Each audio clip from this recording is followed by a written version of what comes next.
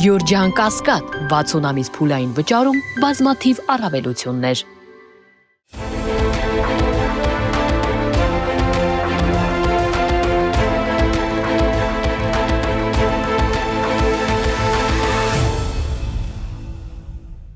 Բարև ձեզ մեդիա-հաբի հարգելի հետևորդներ, եւ այսպես օրերս Նիկոլ Փաշինյանը ներողություն խնդրեց, այնուհետև հավելեց, որ պատրաստ է արցախցի կնոջից ներողություն խնդրել, որտեղ որ վերջինս ցանկանա։ Սակայն այսօր պարզվեց, որ այդ ամենը կեղծիք է։ Պարզապես Նիկոլ Փաշինյանի հերթական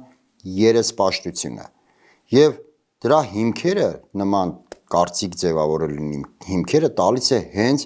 Նիկոլ Փաշինյանը։ Այսօր լրագրողների ճեպազրույցի ժամանակ նա ուղիղ տեսքով, համարյա թե ուղիղ տեսքով հաստատեց, որ այն, ինչ նա ասել էր արցախցի կնոջը, այն է փախածներ, ամենևին էլ պատահական չէր ասել։ Նա իրականում ասել է այն, ինչ մտածում է։ Դրանից հետո իր այդ ներողություն խնդրելու այդ ցանկությունները, ներողություն խնդրելը եւ այլն, ընդամենը ֆիլմ է, ընդամենը բեմականություն։ Եվ առհասարակ պարզապես ապշել կարելի է այս մարդու հրեշավոր բնույթի վրա, ինչ աստիճանի ապազգային պետք է լինել, ինչ աստիճանի պետք է ապրումակցումից զուրկ լինել ու ինչ աստիճանի քամահրանքով կարելի է վերաբերել սեփական հայրենակիցներին, ինչպես Նիկոլ Փաշինյանն է վերաբերվում։ Այսօր ճեպազրույցի ժամանակ Նիկոլ Փաշինյանը հայտարարեց, որ սուտ է, լկտի սուտ, իր բառերով եմ ասում, լկտի սուտ է եւ արցախցիները ամենևին էլ չեն կռվել։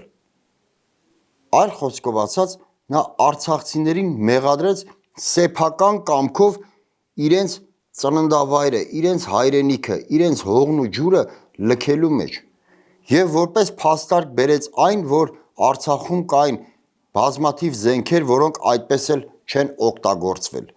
Հնարավոր է, այո, հնարավոր է լինեն զենքեր, որոնք այդպես էլ օգտագործված չլինեն։ Սակայն միայն ապազգային էությամբ բռնված մարդը կարող է նման բան հայտարարել այն պարագայում, որ ինչ զենքեր էլ որ ուզում է լինեին Արցախում, Արցախը չէր կարող միայնակ դիմագրավել ադրբեջանական ամբողջ բանակի հարձակմանը։ Էլի եմ շեշտում, ինչ զենքեր էլ ուզում էր լինեին, որովհետև այդ ժամանակ Արցախը միայնակ էր մնացել, միայնակ ու լքված նույնիսկ Հայաստանի իշխանությունների կողմից։ Եվս մեկ անգամ ուզում եմ հիշեցնել, որ այդ օրերին տեղի ունեցած իրադարձությունների համար Ալիևը ուղիղ տեքստով գովեց Նիկոլ Փաշինյանին, որ նա գնահատում է վերջինիս ու Հայաստանի իշխանությունների կառուցողական մոտեցումը։ Իսկ այդ միֆերը կռվել են միջև վերջ եւ այլն, իմիջայլոց կարիքը լինի այդ տվյալները կգախտնա։ Իմիջայլոց անհրաժեշտություն լինի, ես համոզված եմ, այս խմորը ջուր կտանի, կթողենք, որ լավ տանի, որ Լեռնային Ղարաբաղի բանակցային գործընթացի փաստաթղթերի նման ճիշտ պահի ես կորոշեմ, երբ որոշում կայացնեմ, այդ ամեն ինչը հրապարակեմ։ Սուտա չի եղել տենց բան, չի եղել տենց բան, փախել են, ճողոպրել են։ Այնուհետև Նիկոլ Փաշինյանը Արցախի հայաթափման այդ արհավիրքը նորից բարդում է հենց արցախցիների վրա, հայտարարելով, որ իբր ինքը զգուշացրել է, որ եթե դուրս գաք, այլևս վերադարձ չի լինելու։ Ղարաբաղի ներկայացուցիչներին ես այն ժամանակ զգուշացրել եմ, ասել եմ, եթե դուրս եկաք, իմացեք, այլևս վերադարձի հնարավորություն չի լինելու։ Կրկին հրեշավոր մոտեցում, էլի եմ շեշտում, նման հայտարարություն անելու համար մարդը պարզապես պետք է հրեշ լինի, որովհետև եթե արցախցիները դուրս չգային Արցախից, ապա ենթարկվելու էին ցեղասպանության բառից բուն իմաստով, թեպետ էթնիկ զտումը նույնպես ցեղասպանություն է, սակայն այս անգամ ցեղասպանվելու էին բառից բուն իմաստով, չէր մնալու գեթ մեկ մարդ Արցախում, եւ այդ մասին Նիկոլ Փաշինյանը շատ լավ գիտի, եւ հենց այդ նույն ժամանակահատվածում Նիկոլ Փաշինյանը թողել էր արցախցիներին մենակ։ Թողել էր արցախցիներին մենակ ամբողջական շրջապատման ժամանակ, երբ արցախցիները տևական շրջափակումից հետո պարզապես հյուծվել էին, պարզապես Արցախում ուտելու ոչինչ այլևս չէր մնացել, եւ դրա այդ գործընթացի ամբողջացումը եղավ, երբ Ալիևը հայտարարելով իբր հակաահաբեկչական գործողությունների իրականացում իր իսկ տարածքում, քանի որ Նիկոլ Փաշինյանը արդեն Պրահայում Արցախը ճանաչել էր Ադրբեջանի մաս, ներխուժեց Ստեփանակերտ։ Եվ ահա Նիկոլ Փաշինյանը արցախցիներին մեղադրում է Արցախը լքելու մեջ։ Սա սրբապղծություն է, հարգելի հետևորդներ, սա նույնիսկ անբարոյականություն էլ չէ, սա պարզապես սրբապղծություն է։ Եվ այդքանից հետո Նիկոլ Փաշինյանը այսօրվա կառավարության նիստում հանդես է գալիս ինչ-որ սրտաճմլիկ ձևակերպումներով, որի նարատիվը ամբողջը թուրք-ադրբեջանական է, սակայն խոսում է ինչ-որ սրտաբուխ երևույթներից, որ հայը չպետք է պանդուխ դառնա, ճամպրուկներով միշտ պատրաստ լինի այստեղից այնտեղ գնալու, եւ այդ ամենը ասում է արցախցիների վերադարձի իրավունքի համատեքստում։ Այսինքն նա կատարում է Ալիևի պահանջը, այսինքն նա խոնարհվում է Ալիևի առաջ, փակում է, ոչ միայն ավելի շուտ փորձում է փակել ոչ միայն Արցախի էջը, այլ նաև արցախցիների վերադարձի իրավունքի էջը, սակայն այդ ամենը ասում է ինչ-որ սրտաճմլիկ մոտեցումների տեսանկյունից, իբր ինքը մտահոգված է արցախցիներով եւ այդ պատճառով չի ցանկանում արցախցիների վերադարձի իրավունքը արծարծել։ Սակայն այս մարդը չի կարողանում հասկանալ, որ այստեղ խնդիրը ամենևին էլ պանդխտությունը չէ, հակառակը արցախցիները հենց պանդուխտ են եղել լքելով իրենց հայրենիքը, իսկ այսօր իրավունք ունեն վերադառնալ իրենց հայրենի հողեր, որովհետև արցախցիները այնտեղ թողել են իրենց տները, իրենց հողերը, իրենց մեկը իր ծնողի, մեկը իր որդու, մեկը իր ամուսնու, իր քրոջ, իր կնոջ գերեզմանները, այսինքն յուրաքանչյուր արցախցի այնտեղ ունի հարազատի շիրիմ եւ ցանկանում է ի տարբերություն Նիկոլ Փաշինյանի, որը արժեզուրկ է, գաղափարազուրկ է, որը չունի որևէ գիծ, որը չի դավանում եւ ոչ մի սրբություն, եւ ի տարբերություն Նիկոլ Փաշինյանի, այդ մարդիկ ուզում են վերադառնալ իրենց հայրենի տներ, ուզում են այցելել իրենց հարազատների շիրիմներին եւ ոչ միայն այցելել, այլ ուզում են խնամել իրենց հարազատների շիրիմները եւ այդտեղ որևէ պանդխտություն չկա եւ Նիկոլ Փաշինյանի այդ թատրոնները, այդ սրտաճմլիկ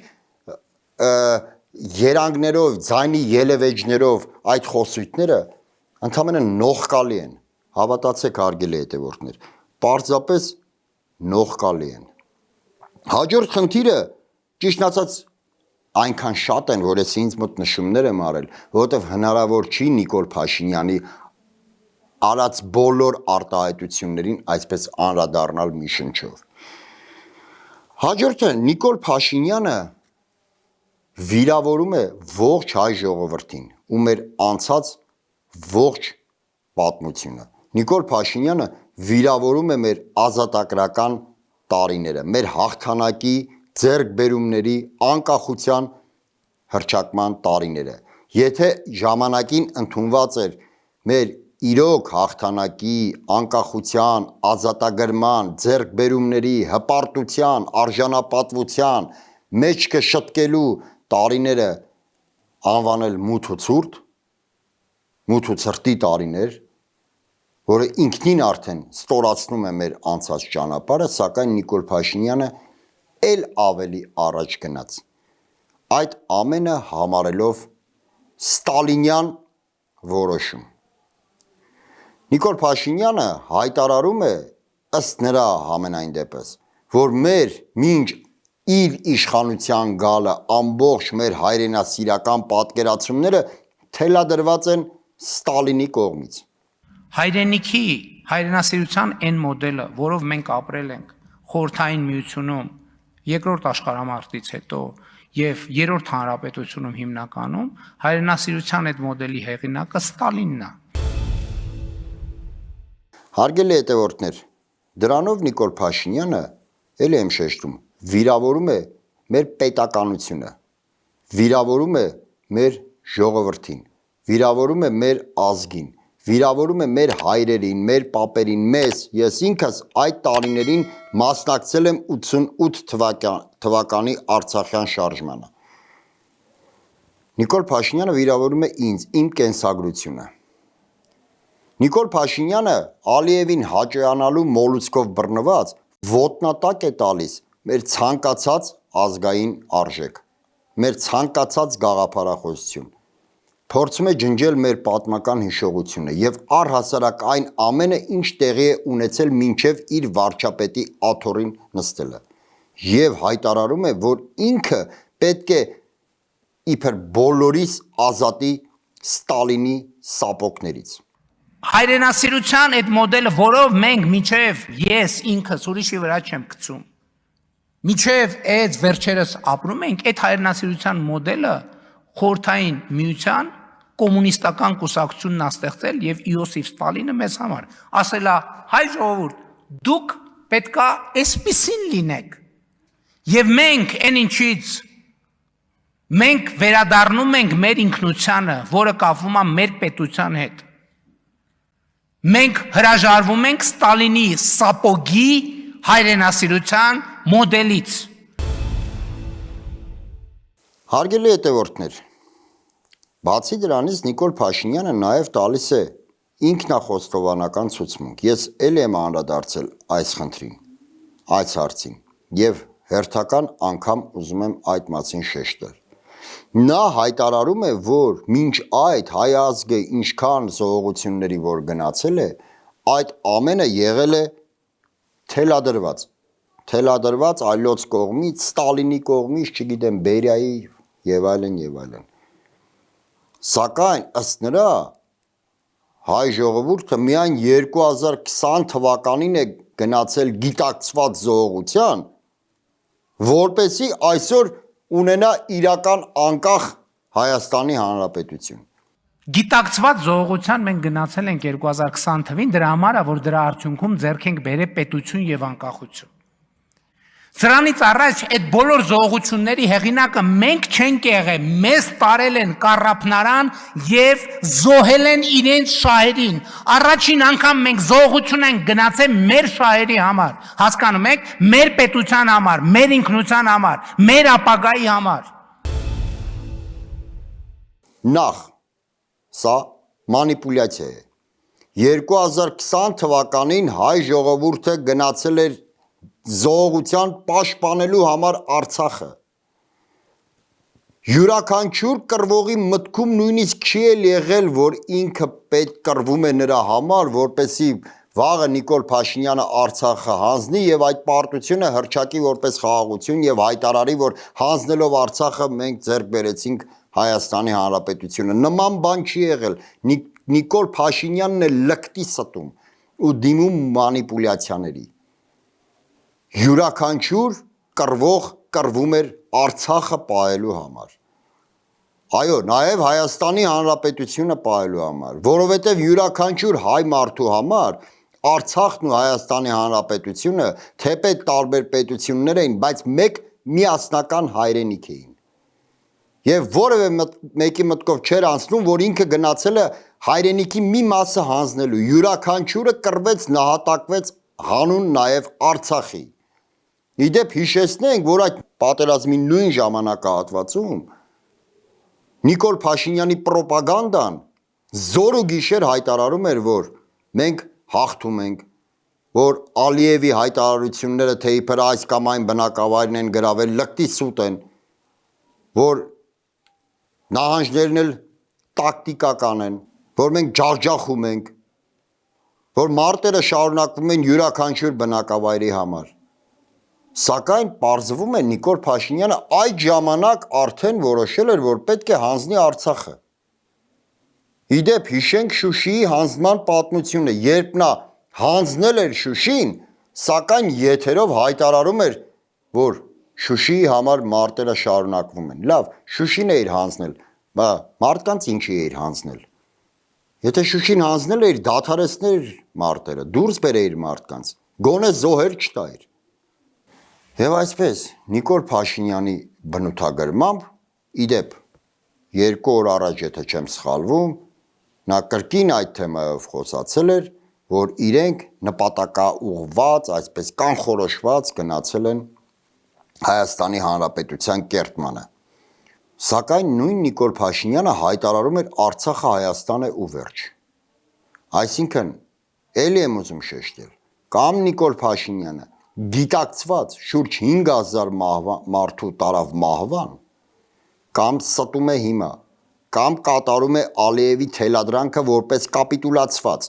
որպես պարտված ու ստորացված, եւ հիմա պարզապես տարբեր պատճառաբանություններ է բերում իր կապիտուլյացիան քողարկելու եւ արդարանալու համար։ Սակայն երկու պարագայում էլ Նիկոլ Փաշինյանի դավաճանությունը չունի արդարացում։ Նիկոլ Փաշինյանը կործանեց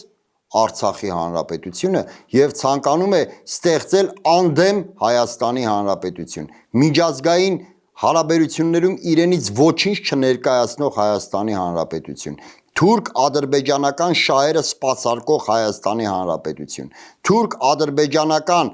կապը հաստատող ինչ-որ մի տարածք, որով անցնելու են թուրք-ադրբեջանական բեռնատարները, իսկ հայ ժողովուրդը լինելու է դրանց սպասարկողի դերում, դա է ուզում Նիկոլ Փաշինյանը։ Մնացած ամեն ինչը պարզապես տափակաբանություններ են քողարկելու համար այն ծրագրերը, որը հրամցվել է նրան։ Հաջորդ վիրավորանքը, որը նա նետում է հանրության երեսին ու վիրավորում է հենց մեր պետականությունը, այն է, որ ըստ նրա մինչև իր վարչապետի պաշտոնին նստելը, այսինքն մինչև 2018 թվականը Հայաստանը բոլորի համար եղել է հորթ, սա իր արտահայտությունն է, Հայաստանը ուներ հորթի կարգավիճակ, որին ուր ուզում են տանում են։ 2018 թվականի հեղափոխությունը, ասում են, սա է աջակցե, տեղի է ունեցել ի հեճուկս բոլորի, որովհետև բոլորին ձեռք էր տալիս Հայաստանի Հանրապետությունը ունենալ հորթի կարգավիճակում, որի վզից պարանը գցած որտեղ ուզում տանում են։ Հարգելի հետևորդներ, պետությունը աստվածային ծագում չունի։ Պետությունը ստեղծել են մարդիկ, այսինքն պետությունը ունի մարդկային ծագում։ Մարդիկ ստեղծել են պետություն, որպեսզի պետությունը ապահովի իրենց անվտանգությունը, բարեկեցությունը եւ այլն եւ այլն։ Այսինքն պետության ծնողը մարդն է։ Հայաստանի Հանրապետության ծնողը հայ ժողովուրդն է։ Հետևաբար, եթե Հայաստանի Հանրապետությունը Նիկոլ Փաշինյանի պատկերացմամբ եղել է հորթ, ապա Հայաստանի Հանրապետության քաղաքացիները որպես այդ հորթի ծնող եղել են կովեր։ Ահա այսպիսի վիրավորանք է շպրտում Նիկոլ Փաշինյանը։ Այնուհետև նա, եթե չեմ սխալվում, էլի կառավարության նիստի ժամանակ խոսեց 2018 թվականի այդ չակերտավոր հեղափոխության մասին, հակադարձելով իբր արտաքին միջամտություն չի եղել եւ ասաց, որ իրեն կանչել են Մարիոտ հյուրանոց հանդիպման Հայաստանում հավատարմագրված օտար երկրյա պետության դեսպանների հետ, նրանք առաջարկել են, որպեսի միջնորդ լինեն Նիկոլ Փաշինյանի եւ իշխանությունների միջև, որպեսի հարթեն այս ճգնաժամը եւ Նիկոլ Փաշինյանն էլ ցենց վերակացել տեղից, ասելա, որ իշխանությունը պատկանում է ժողովրդին, միջնորդի լինելու կարիք չկա ու կպեք ձեր գործերին։ Կա որևէ ողջամիտ մարդ, որ հավատում է, որ Նիկոլ Փաշինյանը կարող է օտար երկրյա դեսպաններին ասել կպեք ձեր գործերին։ Այն նույն Նիկոլ Փաշինյանը, որը 24/7 ռեժիմով ստորանում է Ալիևի ու Էրդողանի առաջ, նա կունենա այնքան համարձակություն, որ արևմտյան երկրների կամ նաև այլ երկրների դեսպաններին սենց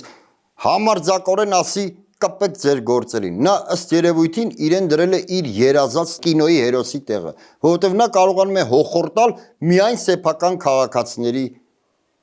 վրա։ Իսկ միջանձնային հարաբերություններում նա ոչինչ է, ոչ ոք, հետևաբար ոչ ոքը չի կարող ասել կպեք ձեր գործերին, հակառակը իրեն են ասել կպի գործերից։ Իսկ թե նրա գործը որն էր, մենք դրա արդյունքը տեսանք։ Կորցրեցինք Արցախի հանրապետությունը, այսօր կանգնած ենք Հայաստանի հանրապետությունը միջազգային հարաբերություններում ոչինչ սարքելու սպառնալիքի առջև։ Այսօր այսքանը, շնորհակալ եմ, կհանդիպենք։